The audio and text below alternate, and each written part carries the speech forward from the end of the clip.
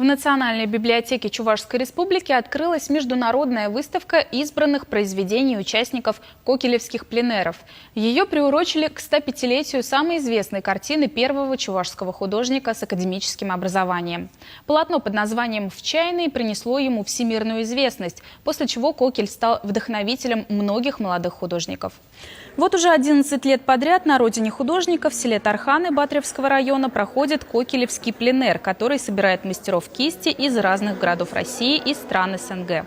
Художники здесь делятся друг с другом опытом и наслаждаются красотами этого края.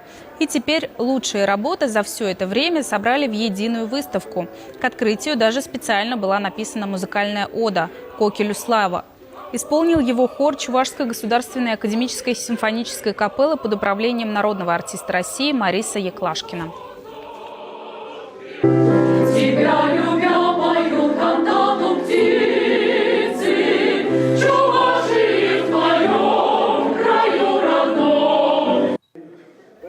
Вернисаж собрал многочисленную аудиторию, творческую интеллигенцию, журналистов, воспитанников художественных школ, просто любителей искусства. С родины Алексея Кокеля, села Тарханы Батревского района, на открытие выставки прибыла большая делегация.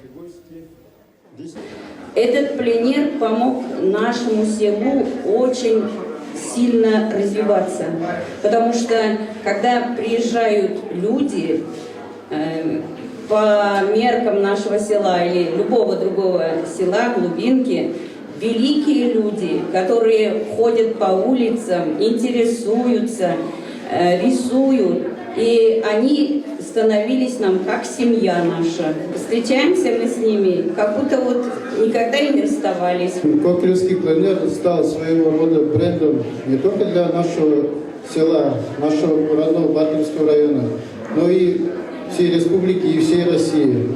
Действительно, это еще раз доказывает, что дело Кокеля живет.